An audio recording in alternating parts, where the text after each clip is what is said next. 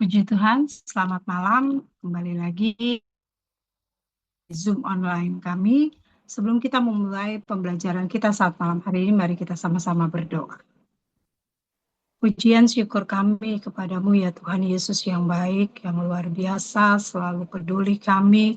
Kasih-Mu yang tiada batasnya buat kehidupan kami terus Engkau berikan buat kehidupan kami, hingga kami boleh terus menjadi penikmat kasih-Mu, penikmat anugerah-Mu yang terus Engkau nyatakan buat kami. Terima kasih Tuhan, terima kasih, segala puji, segala hormat kami naikkan kepadamu.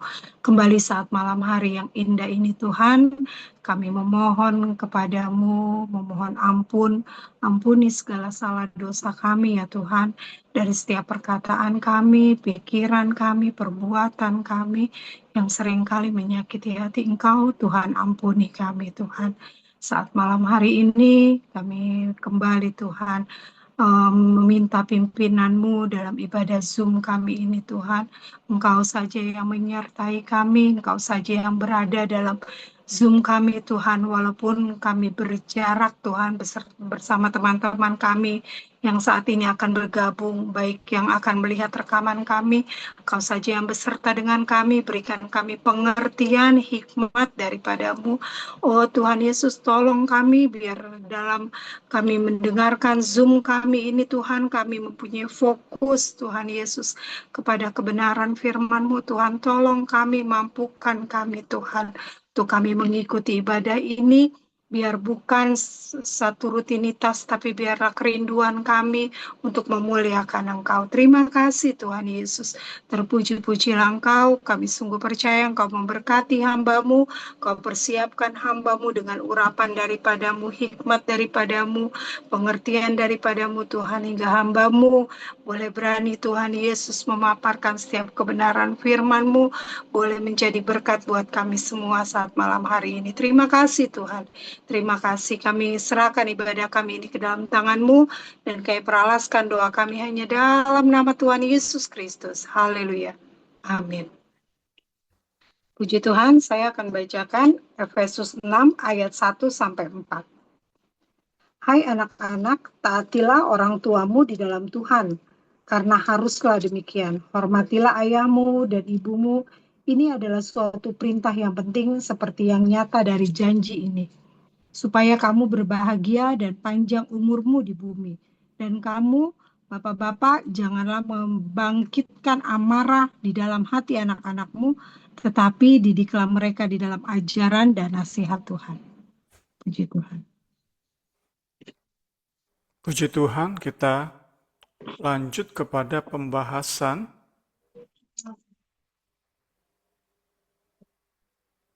hubungan dalam rumah tangga, memasuki kita ke bahasan hubungan orang tua dan anak. Kita lihat dulu latar belakangnya, kembali kita diingatkan latar belakang dari kebenaran yang kita akan terus pelajari.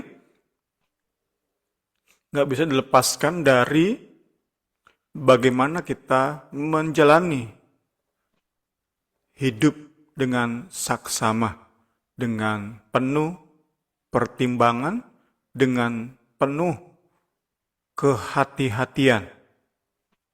Jangan seperti orang bebal, seperti orang arif. Jangan bodoh, berusaha ngerti kehendak Tuhan. Jangan mabuk oleh anggur, tapi penuh dengan roh. Hidup yang penuh dengan roh, hidup yang dikuasai oleh Roh Kudus, ditandai oleh 3 hal: bernyanyi, bersyukur, dan tunduk. Kembali diingatkan saat kita masuk ke bahasan aturan rumah tangga. Aturan ini menjadi hal yang masuk akal hanya saat kita memberi diri dikuasai, dipenuhi oleh Roh Kudus. Baik hubungan suami istri, orang tua anak, tuan budak. Puji Tuhan, ini menjadi dasar kita untuk masuk ke bahasan malam hari ini.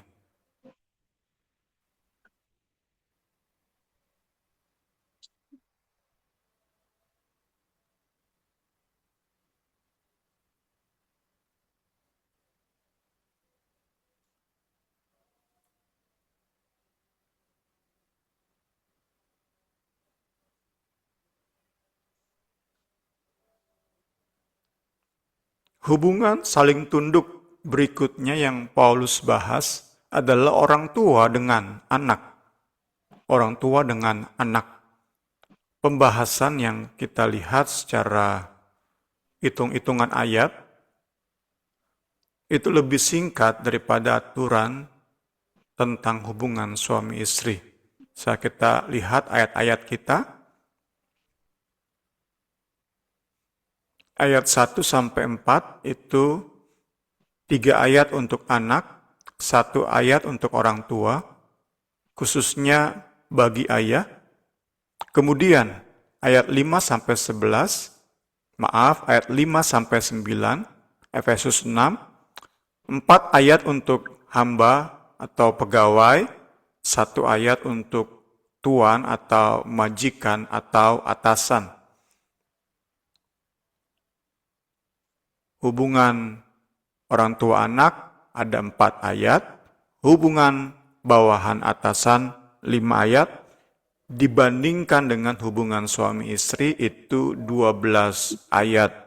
3 ayat untuk istri, 8 ayat untuk suami, 1 ayat kesimpulan.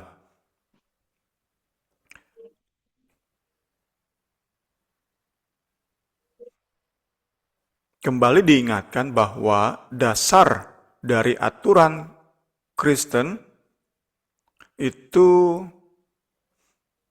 dijembatani oleh Efesus 5 ayat 21. Saya bacakan dalam terjemahan BIMK. Untuk menghormati Kristus, hendaklah kalian tunduk satu sama lain. Hidup yang dikuasai Roh Kudus, yang rindu menghargai, menghormati Kristus, maka kita akan tunduk satu sama lain. Tunduk kepada tanggung jawab kita untuk menghidupi firman, untuk menghargai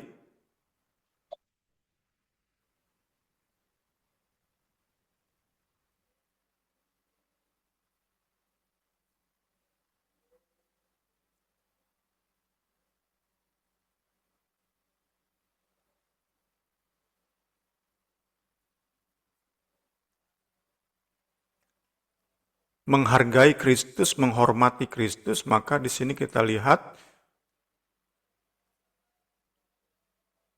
kita akan tunduk satu sama lain.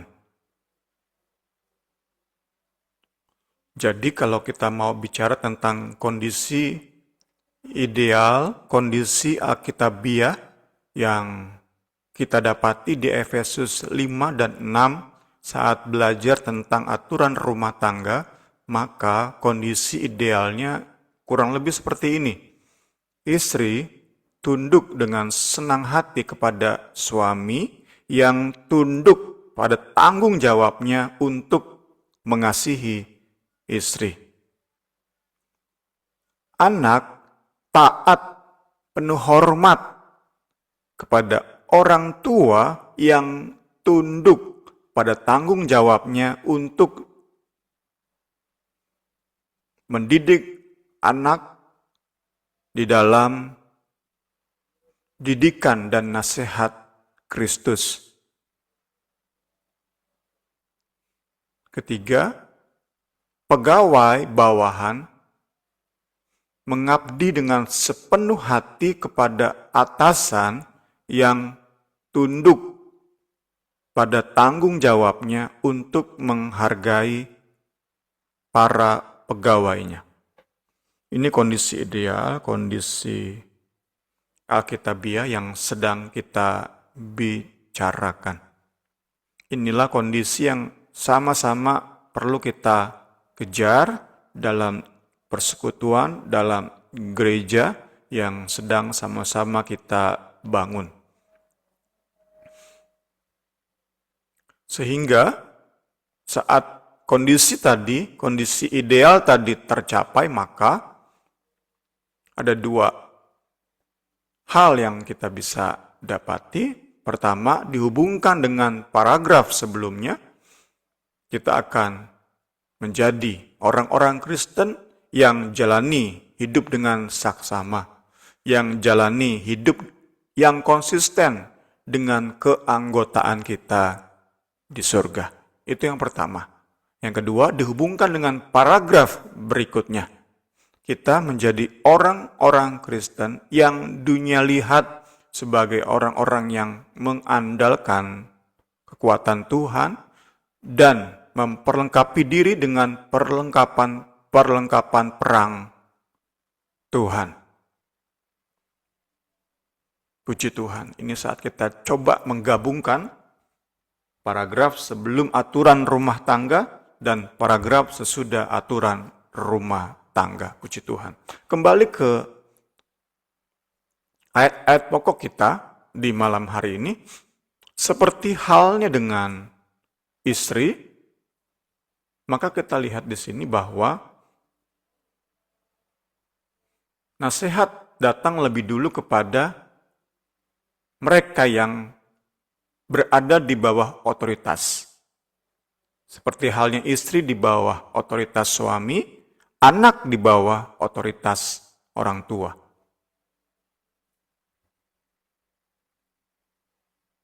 Baru dilanjutkan dengan tanggung jawab pemegang otoritas yang lebih tinggi, dalam hal ini orang tua.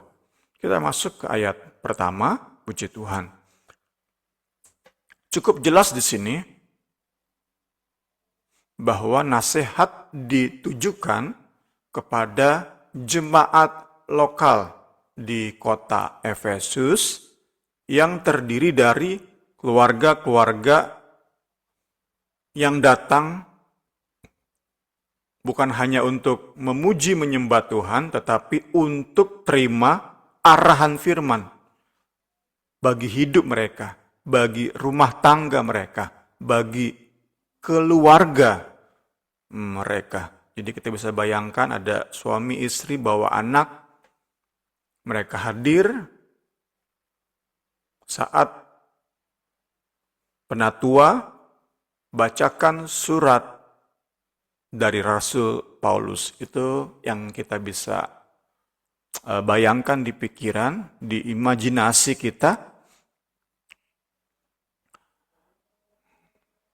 yang menjadi latar belakang untuk mengerti ayat-ayat yang kita sedang pelajari. Nasihat ini datang kepada gereja lokal yang terdiri dari keluarga-keluarga, rumah tangga yang bukan hanya mereka datang untuk memuji, bersyukur kepada Kristus yang sudah menebus mereka, menyelamatkan mereka, tetapi mereka pun mencari arahan untuk mereka jalani rumah tangga, jalani keluarga mereka.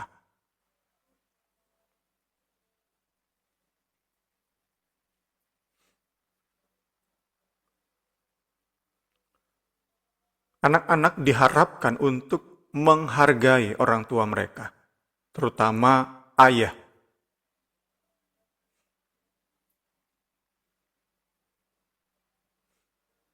Yang pada umumnya akan tetap memegang otoritas tertinggi atas keluarganya sampai ia mati. Masih dalam konteks tadi imajinasi kita bayangkan bagaimana jemaat sedang kumpul, surat dibacakan, anak-anak yang menerima nasihat ini adalah mereka yang cukup tua atau cukup dewasa untuk dapat mengerti, dapat menilai, dapat mengoreksi kualitas hubungan mereka dengan Kristus, Tuhan mereka. Mengapa? Karena dasar mereka memenuhi tanggung jawab untuk hormat, taat, menghargai orang tua, dasarnya adalah hubungan mereka dengan Kristus. Kemudian kita lanjut, saat kita bandingkan nasihat bagi istri dan nasihat bagi anak, kita dapati perbandingan antara tunduk dan taat. Tampaknya nasihat kepada anak ini lebih strong, lebih kuat, taat. Nasihat atau perintah untuk taat ini dikatakan juga seperti kepada Tuhan, mencerminkan ketaatan mereka kepada Kristus. Jadi merupakan bagian dari kehidupan pemuritan yang mereka jalani di dalam Kristus. Kita dapati di sini kembali hal yang baru bagi mereka tentunya, bagi anak-anak yang besar di tengah masyarakat Efesus. Bukan hal asing di tengah masyarakat. Saat nanti kita terus belajar, untuk orang tua itu memegang otoritas lebih tinggi. Jadi di tengah masyarakat Efesus pun hal itu nggak asing, hal yang biasa. Tetapi diberikan nasihat oleh Rasul Paulus bukan hanya karena sesuai dengan norma masyarakat, kebiasaan budaya masyarakat, sehingga anak tunduk taat kepada orang tua, tetapi dasarnya sekarang dasar yang baru, yaitu penundukan diri kepada Kristus. Kita lanjut.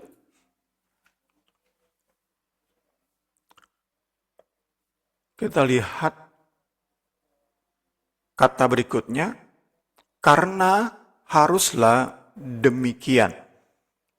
Efesus 6 ayat 1, karena haruslah demikian. Ada yang menafsirkan ini bicara tentang hal sewajarnya. Ya, kita tadi sudah lihat bahwa memang di tengah masyarakat hal yang wajar untuk anak tunduk kepada orang tua. Hal itu pun masih berlaku di tengah masyarakat kita, Indonesia, budaya kita Indonesia. Hal yang sama juga berlaku di tengah masyarakat Efesus. Tetapi yang lebih tepat menurut buku ini adalah haruslah demikian itu menyiapkan kepada ayat 2 dan 3. Ayat 2 dan 3. Anak-anak, taatilah orang tuamu seperti yang diinginkan Tuhan, sebab ini adalah hal yang benar untuk dilakukan. Jadi bukan hanya hal yang wajar, hal yang pada tempatnya, tetapi ini dihubungkan dengan ayat 2. Itu yang kita bisa pelajari di bagian ini. Saat Paulus tulis haruslah demikian, hal yang benar, hal yang fitting, yang cocok, yang sepantasnya. Memang sepantasnya anak tunduk kepada orang tua. Itu masyarakat juga setuju. Masyarakat umum juga setuju. Namun lebih lagi Paulus tambahkan motivasi kepada anak-anak. Mereka tunduk kepada orang tua, taat kepada orang tua karena ketaatan mereka kepada pengajaran Kristus. Karena haruslah demikian, karena merupakan hal yang benar untuk dilakukan. Baru Paulus masuk kepada pengutipan perintah di Perjanjian Lama, yaitu perintah kelima dari hukum Taurat.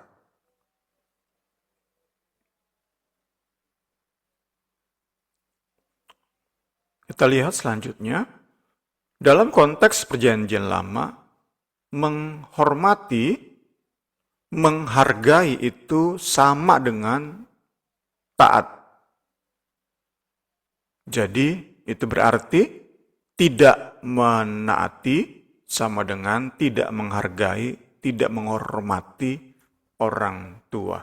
Ini ayat yang Paulus kutip, hormatilah ayahmu ibumu. Sekali lagi dalam konteks PL ini hormat berarti taat. Seperti saat Paulus tulis Efesus 6 ayat 1. Ini adalah perintah pertama Allah dalam hukum Taurat yang disertai dengan janji. Mengapa Paulus menyebut perintah nomor 5 ini sebagai perintah pertama yang disertai dengan janji? Apakah sebelum-sebelumnya sudah ada 4 perintah sebelum perintah kelima ini? Apakah 4 perintah sebelumnya itu nggak ada janji, nggak mengandung janji?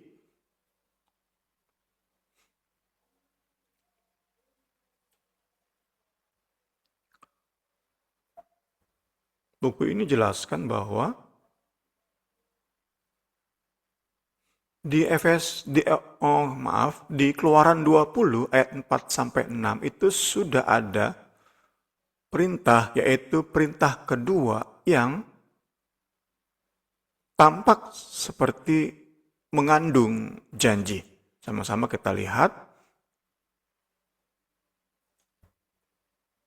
Jangan membuat bagimu patung yang menyerupai apapun yang ada di langit, di atas, atau yang ada di bumi di bawah, atau yang ada di dalam air di bawah bumi.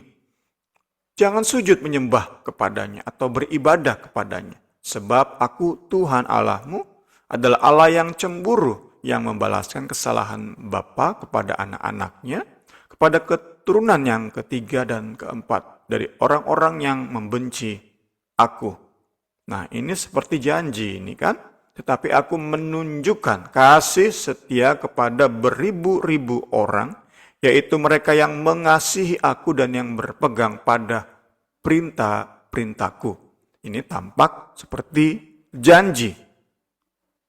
Tetapi kenapa Paulus mengatakan perintah kelima lah yang pertama mengandung janji?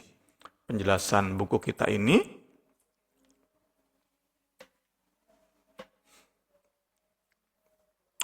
Keluaran 20 ayat 6 itu bukan janji.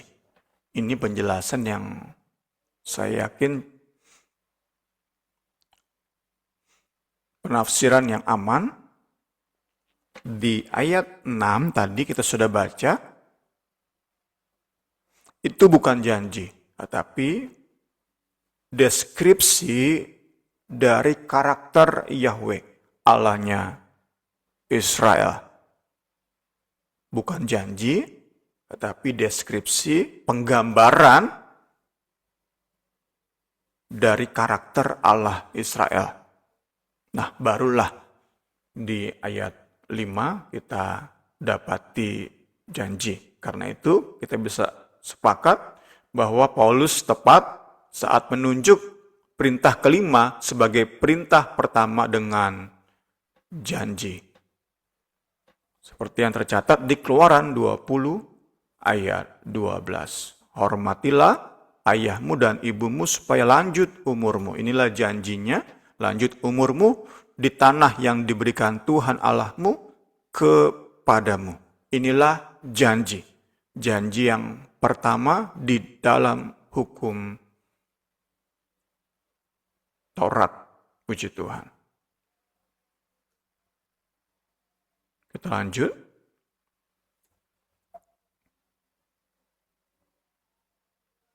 Haleluya, puji Tuhan. Dalam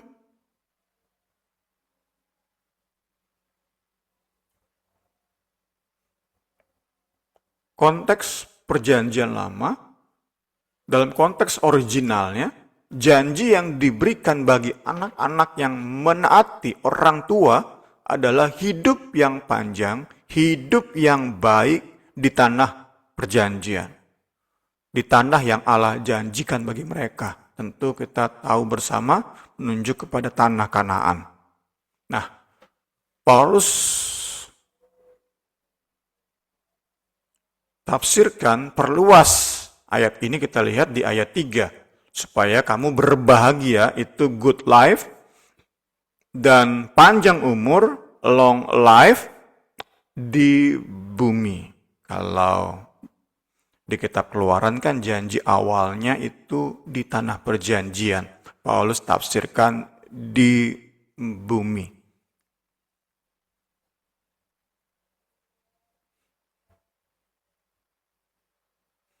Tentu kita bisa yakini ini nggak berkaitan, janji ini nggak berkaitan dengan keselamatan dan hidup kekal di surga. Karena terus kita pelajari, keselamatan itu anugerah yang kita terima dalam iman kepada karya Kristus di Kalvari.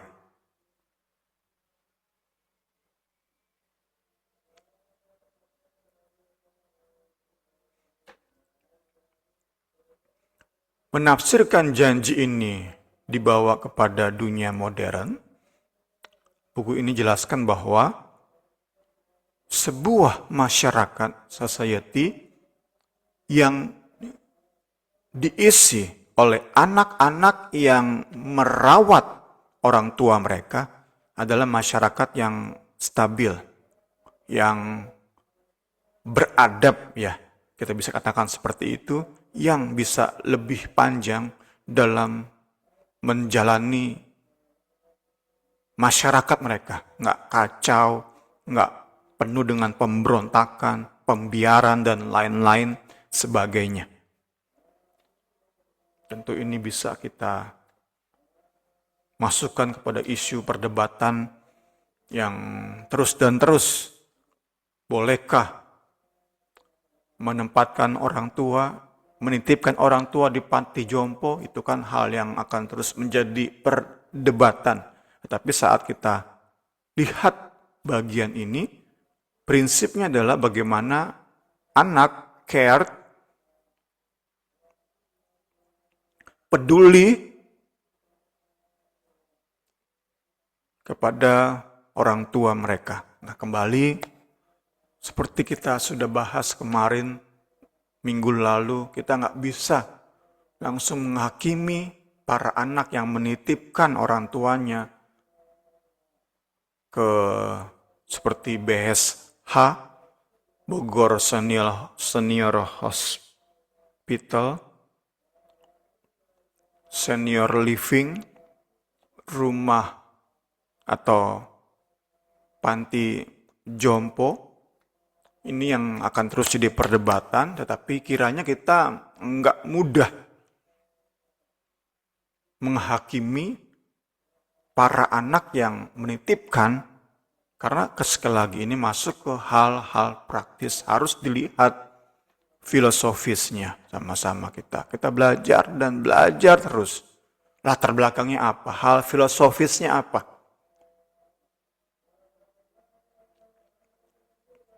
Baru kita bisa menilai. Jangan kita mudah menghakimi. Kiranya kita terus belajar nih sama-sama. Kita jadi takut sekali untuk mudah menghakimi. Apalagi kita memiliki tanggung jawab terhadap khususnya Gen Z, Gen Alpha. Mereka yang takut, trauma dengan model-model pendidikan yang serba menghakimi, yang cepat menghakimi. Kita perlu belajar, para senior, orang tua, khususnya para pimpinan di gereja, di persekutuan itu hati-hati banget. Sebelum menjatuhkan penilaian, harus dalami dulu. Case per case, kasus per kasus. Jangan seenaknya mengatakan, wah pasti nih berdosa nih. Ini orang menitipkan orang tuanya, papanya, atau mamanya ke panti jompo, ke senior living. Pasti ini anak nggak berbakti kepada orang tua. Nah ini bahaya.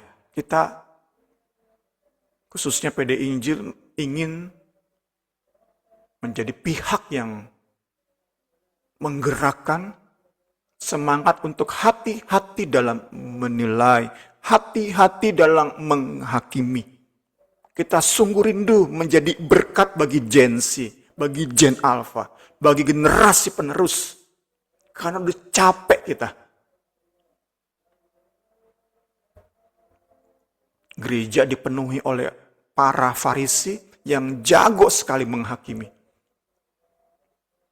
Para ahli Taurat jago Alkitab, hafal ayat, tetapi mudah sekali menjatuhkan penilaian, penghakiman tanpa pendalaman yang cukup. Apa dasarnya seorang anak menitipkan ayahnya atau ibunya ke panti jompo? Selidiki dulu, dalami dulu, baru hasilkan penilaian. Jika memang perlu didisiplinkan, perlu diajari setelah melakukan observasi, pendalaman.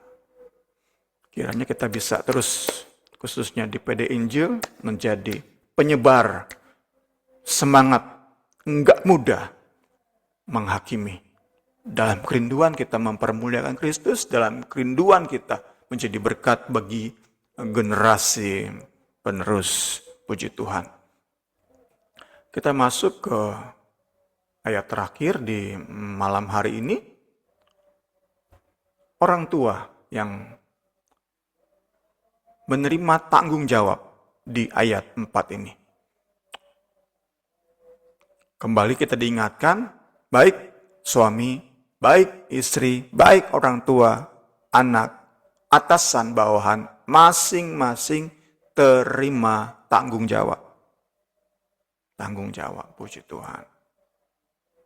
Di bagian ini orang tua terima larangan dan nasihat. Larangannya adalah jangan sampai anak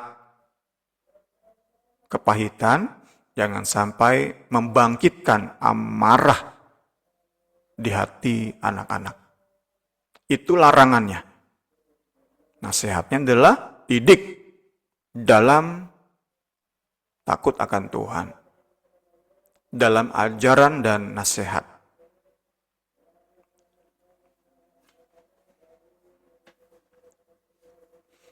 Masing-masing punya tanggung jawab. Memang yang gampang dinilai adalah tanggung jawab istri, anak, bawahan. Itu memang mudah dinilai. Semudah membalikkan telapak tangan mungkin. Gampang banget orang menghakimi. Wah, si istri nggak taat, nggak tunduk. Wah, si anak nggak taat. Wah, si pegawai nggak taat. Karena memang menempati otoritas yang di bawah. Berada di bawah otoritas. Gampang menilainya. Nah, bagaimana dengan suami, orang tua, dan atasan? Bagian kita, pembahasan kita di beberapa minggu ini kiranya memperlengkapi kita sama-sama. Lebih lagi imbang dalam menilai. Apakah Efesus 5 sudah dilakukan oleh suami? Efesus 5 ayat 21. Tunduk kepada Kristus diwujudkan dengan tunduk satu sama lain. Apakah suami benar tunduk kepada Kristus? Apakah orang tua benar tunduk kepada Kristus? Apakah atasan benar tunduk kepada Kristus. Dilihat dari bagaimana mereka tunduk kepada tanggung jawab mereka. Suami apakah mengasihi istri? Orang tua apakah mendidik anak dengan benar? Atasan apakah menghargai bawahan dengan benar? Ini yang sama-sama kita terus pelajari. Kita rindu lebih lagi mendalami kebenaran firman. Kita punya haleluya kebenaran yang lebih lagi komprehensif, lebih lagi utuh ada di pikiran kita ini oleh pertolongan Roh Kudus. Pikiran, logika yang dipenuhi dengan kebenaran itu menghasilkan hidup yang lebih dan lebih lagi. Amin, menjadi berkat. Haleluya. Itu beban kita tadi ya, generasi penerus. Haleluya, Tuhan Yesus tolong kita semua. Kita lihat, saat itu masyarakat Efesus memberi otoritas tanpa batas kepada orang tua. Jadi dapat kita bayangkan, nggak ada hukum yang melarang untuk orang tua itu memukul sekeras-kerasnya, menyiksa seberat-beratnya anak yang dianggap nggak taat. Nggak ada hukum yang melarang itu di masyarakat Efesus. Jadi benar-benar orang tua punya otoritas tanpa batas. Tidak tahu apakah jika sampai mati anaknya, apakah ada hukum yang mengatur? Yang jelas dari pembelajaran kita di buku ini, orang tua itu punya hak. Nggak ada hukum yang melarang. Tentu beda dengan di dunia modern ini, di mana hak asasi manusia ditinggikan. Tentu kita nggak mau sampai mendewakan, tetapi kita bersyukur hak asasi manusia itu dihargai sedemikian rupa. Jadi di tengah masyarakat modern nggak bisa seperti di tengah masyarakat Efesus saat itu. Satu hal tentu kita bersyukur. Udah nggak ada orang tua yang bisa sembarangan mendisiplinkan anaknya sampai setengah mati. Karena ada hukum yang melarang itu terjadi. Kita bersyukur hidup di tengah masyarakat yang sedemikian. Berbeda dengan saat itu, ada orang-orang tua yang belum mengerti tentunya. Karena itulah Efesus 6 ayat 4 ini datang bagi mereka.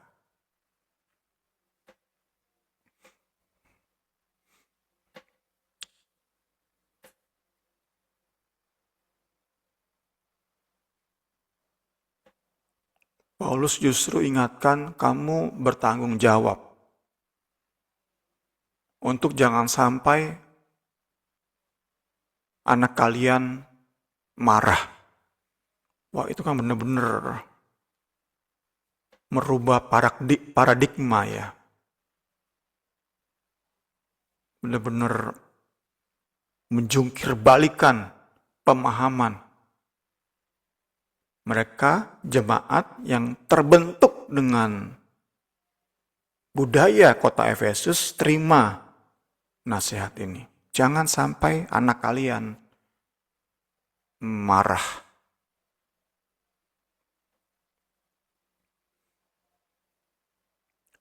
Jadi dapat kita mengerti bahwa Paulus menasihati supaya orang tua tidak menggunakan otoritas mereka secara sembarangan, seenaknya, memaksa supaya anak-anak taat. Sama seperti kemarin kita bahas, suami nggak terima nasihat, suami, tundukkanlah istri kalian masing-masing. Nggak ada perintah itu. Perintah bagi suami adalah, tanggung jawab suami adalah kasihi istri. Kalau di sini tanggung jawab orang tua adalah jangan sampai anak kalian marah. Orang tua sekali lagi tidak boleh menggunakan otoritas mereka dengan seenaknya, dengan sembarangan. Dan kita hubungkan, buku ini hubungkan dengan apa yang sudah Paulus tulis di surat ini. Bahwa amarah itu mengerjakan hal-hal buruk. Baik dalam lingkup rumah tangga keluarga, juga karena tadi gereja lokal isinya ya keluarga.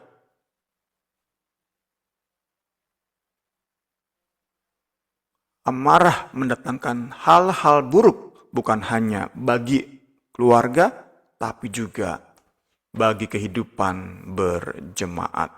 Kita lihat ayatnya yang sudah kita bahas. Kalau kalian marah, janganlah biarkan kemarahan itu menyebabkan kalian berdosa. Janganlah marah sepanjang hari supaya iblis tidak mendapat kesempatan. Jelas di sini marah itu berbahaya. Karena itu Paulus nasihati jangan sampai kalian membangkitkan amarah anak-anak kalian. Jadi kembali kita diingatkan, anak-anak itu tetap perlu dilihat sebagai pribadi-pribadi yang memiliki kebebasan. Memang anak-anak punya tanggung jawab untuk taat kepada orang tua. Tapi orang tua tidak menerima hak untuk manipulasi anak, manfaatkan anak, eksploitasi anak. Apalagi sampai menghancurkan anak. Karena berotoritas, maksain anak untuk misalnya ambil pendidikan ini. Padahal si anak nggak suka. Bukan passionnya. Tapi orang tua memaksakan.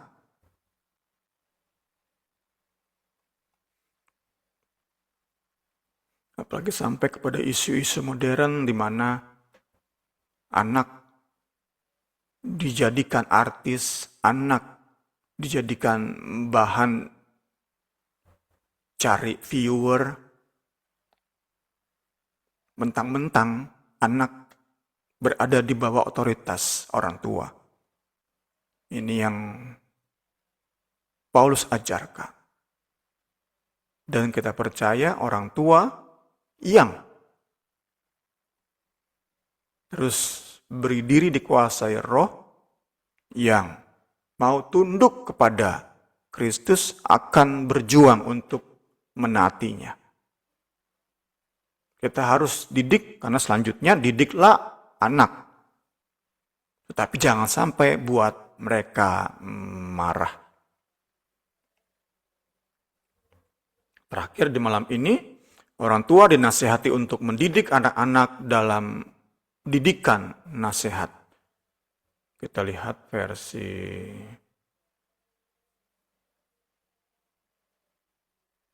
TSI, Terjemahan Sederhana Indonesia. Jika kamu adalah ayah, janganlah buat anak-anakmu sakit hati, tapi besarkanlah mereka dalam didikan dan nasihat. Itu yang kita lihat sebagai akhir di malam hari ini. Pertama, didikan. Didikan itu menyangkut atau berhubungan dengan disiplin. Dalam bahasa Inggris itu training and admonition. Dan tentu dasarnya adalah of the Lord, dari Tuhan Yesus Kristus. Pertama, didik. atau disiplin. Bicara tentang didikan menyeluruh, bukan hanya hukuman saat anak-anak salah. Sekali lagi, didikan, dan dia berdasarkan ayat ini, didikan nasihat. Ada dua, didikan nasihat. Didikan berkaitan dengan pendisiplinan, tetapi bukan hanya tentang kita hajar anak-anak saat mereka salah. Bukan hanya tentang itu, tetapi cakupannya lebih luas. Digambarkan oleh ayat ini. Segala bangsa, segala ilmu bangsa Mesir diajarkan kepada Musa. Sehingga Musa menjadi orang yang sangat berkuasa dalam perkataan, perbuatan. Ini kan berarti bicara tentang disiplin, latihan. Sehingga Musa itu bukan hanya punya perawakan yang tinggi, besar, berotot, kita bisa bayangkan. Tetapi juga perkataannya itu berwibawa, perkataannya itu cerdas, berisi, berbobot. Nah, itu gambaran orang tua didik anak secara menyeluruh, menghasilkan seorang anak yang gambarannya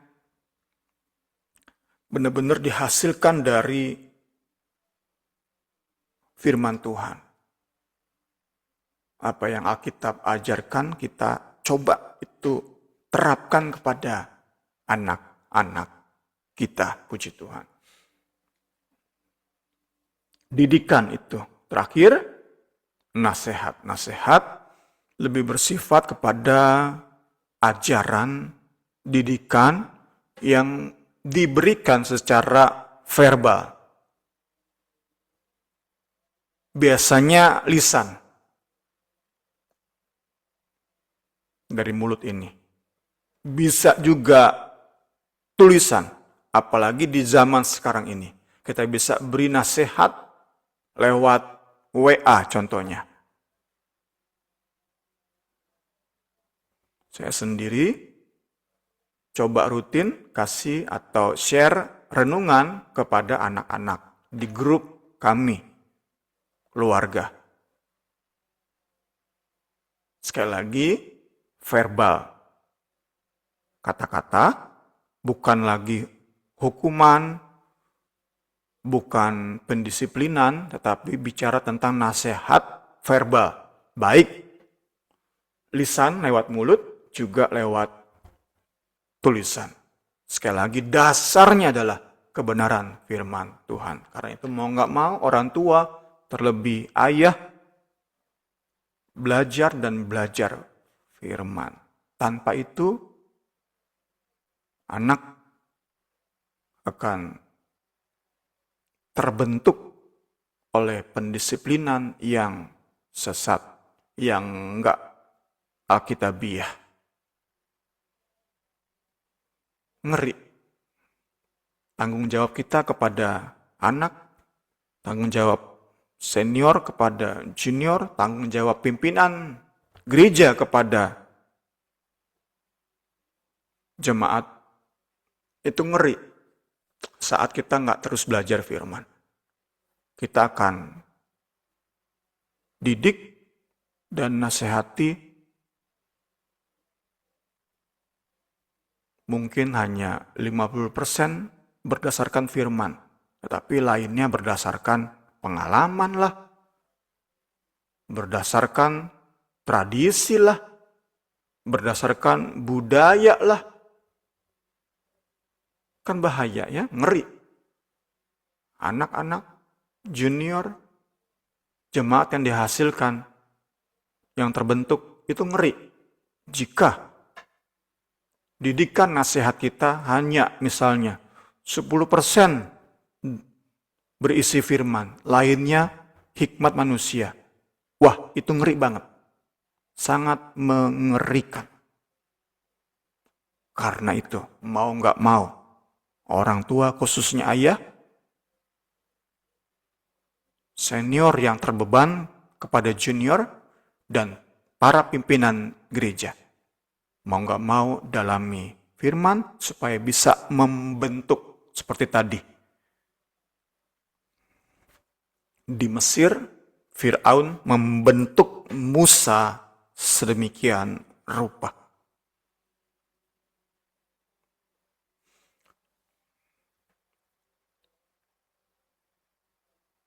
Nasihat itu bersifat verbal, kita lihat hal yang mendukung.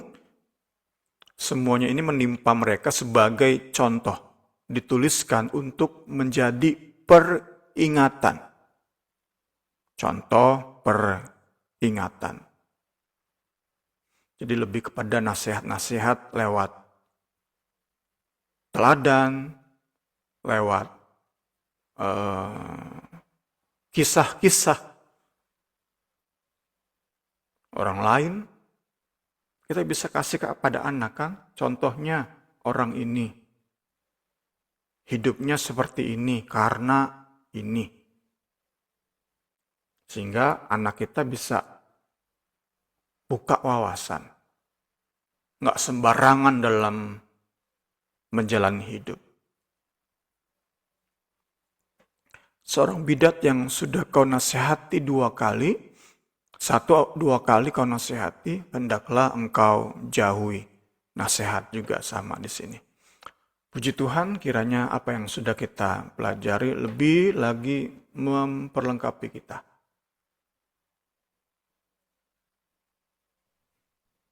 Minggu depan kita masuk kepada aturan yang terakhir dalam rumah tangga. Tentu nanti kita akan lihat dengan memperluas hubungan atasan dengan bawahan. Karena tentu di zaman Efesus, ya di tengah jemaat atau gereja lokal, ada seorang yang pemilik budak dan di jemaat itu ada yang menjadi budaknya si jemaat yang merupakan majikan.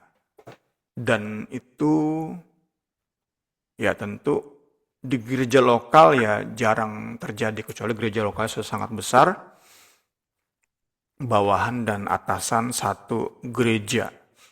Tapi tentu kita akan belajar sama-sama minggu depan. Kiranya apa yang sudah kita belajar memberkati kita semua. Saya serahkan kembali kepada Ibu Rini.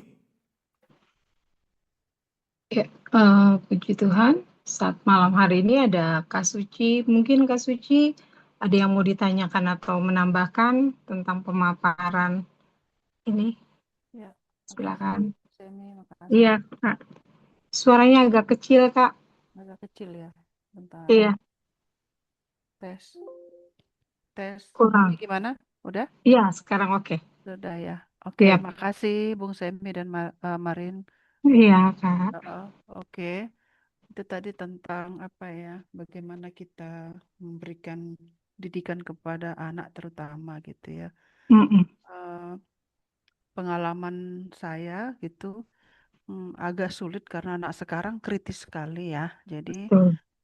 dengan omongan itu kadang dijawab juga gitu ya Kak. Jadi gini Mm-mm. misalnya kita bilang kamu harus begini, jangan begini gitu misalnya.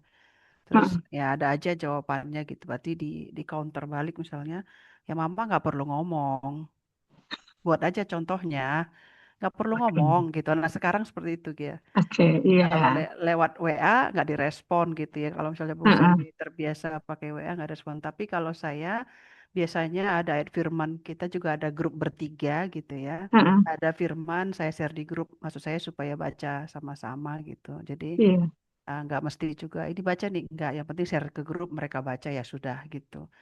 Nah, iya. terus ini saya mau tanya nih sama Bung Semi gitu ya, terkait tadi kalau kita mendidik anak lebih baik dikaitkan dengan firman Tuhan dibandingkan dengan budaya ataupun kebiasaan gitu ya. Nah, karena saya tidak punya kekuatan gitu ya, karena masih banyak kekurangan ya. Jadi mungkin di rumah saya juga marah atau apa gitu ya, atau mungkin perbuatan saya tidak sepenuhnya udah sesuai dengan firman Tuhan gitu ya. Jadi kalau memberikan nasihat kepada anak, saya biasanya meminjam kata orang tua saya gitu, bapak kakek kamu dulu gitu ya. Jadi saya Hmm. kayak bercerita, berdongeng gitu ya. Walaupun kadang saya sisipkan di situ firman Tuhan. Jadi nggak murni Mm-mm. semuanya kata dari kakeknya gitu ya. Nah itu Mm-mm. biasanya dia dengar gitu.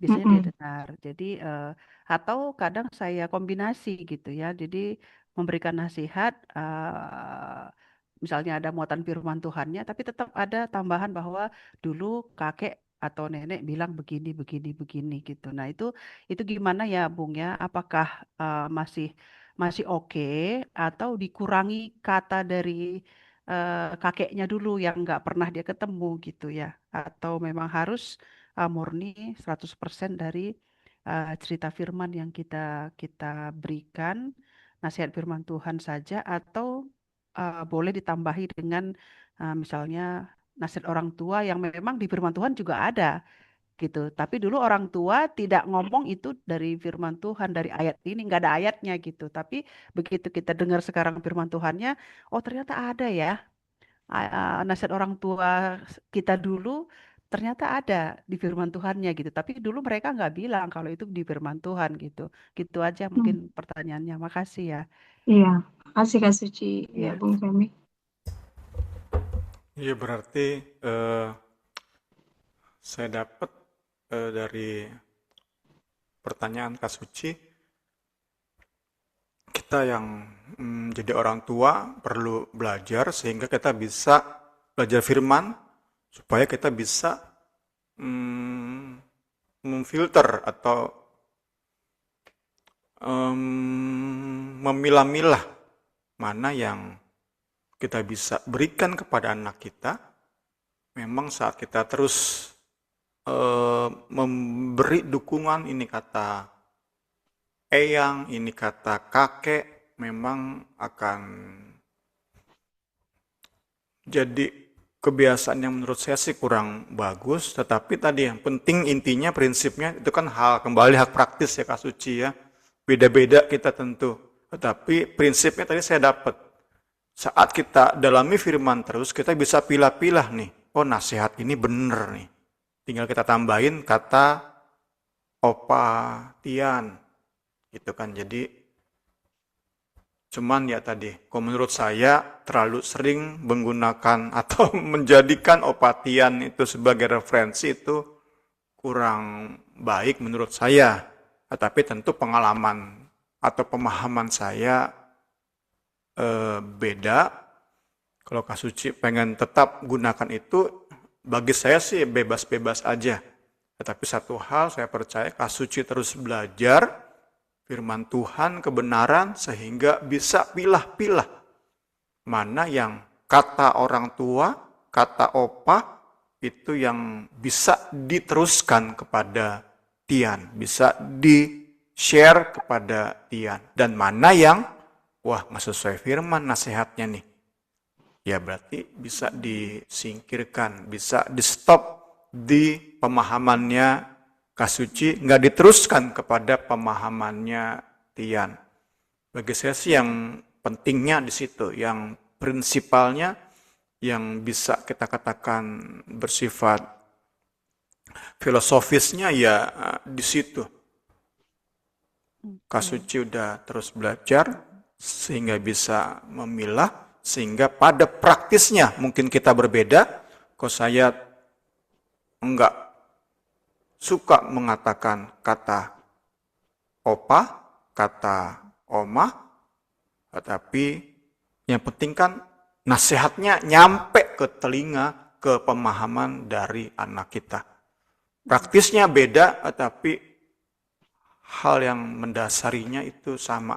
Kita sama-sama terus rindu belajar firman, sehingga kita bisa didik anak-anak kita di dalam takut akan Tuhan Yesus Kristus.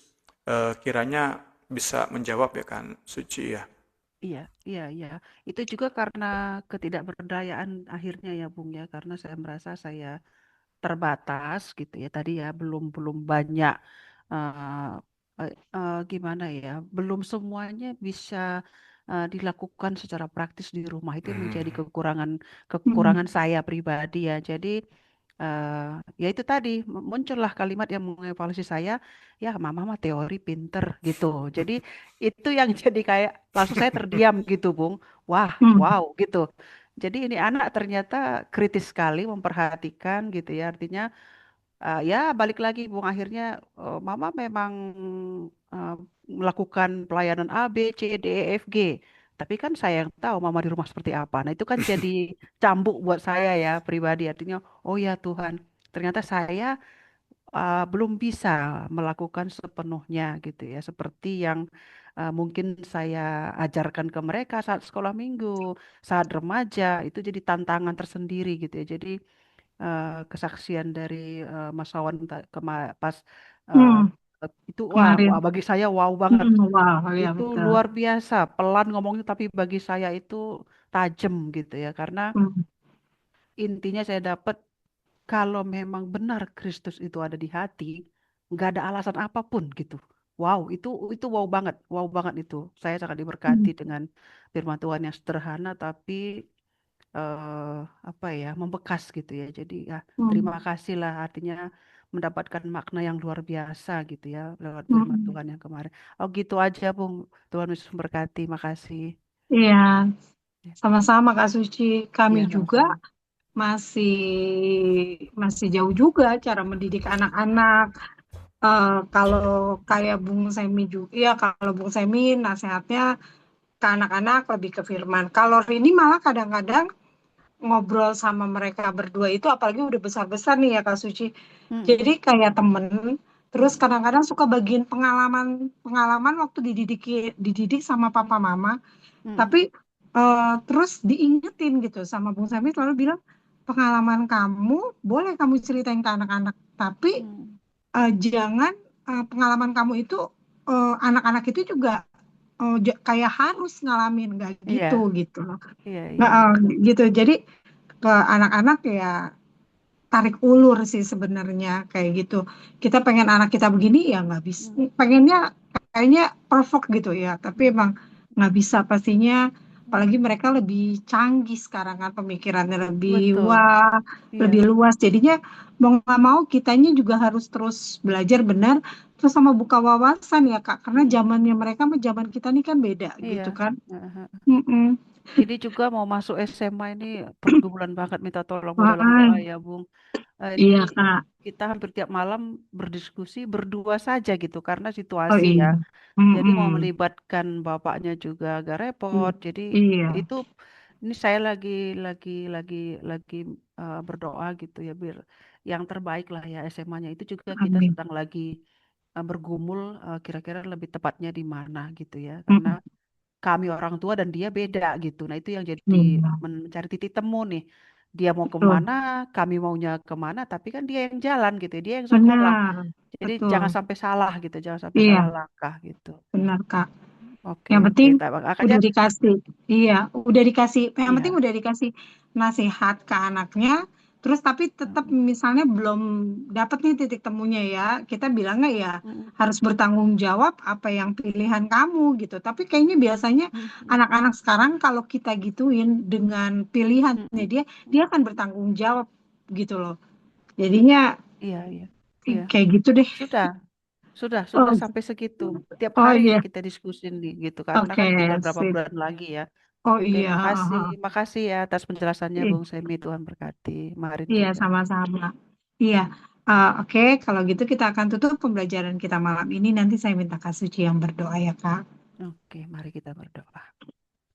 Bapa yang baik dalam kerajaan surga, terima kasih Haleluya, Tuhan haleluya. untuk pembelajaran firman pada saat malam Terima hari ini. kasih, terima Ya kasih. Tuhan, terima kasih Tuhan, Kau mengingatkan kami kembali bagaimana kami eh, mendidik anak kami yang sudah berkeluarga Tuhan, supaya di dalam kami mendidik anak selalu melibatkan Engkau Tuhan, selalu Tuhan Yesus mengutamakan Tuhan di dalam rumah tangga kami Tuhan, kiranya Tuhan Yesus Kau yang memberikan kami hikmat, kami yang punya kelemahan ini Tuhan, yang masih memiliki ego sebagai orang tua Tuhan, yang mau Tuhan eh, memberikan didikan satu arah secara keras kepada anak kami.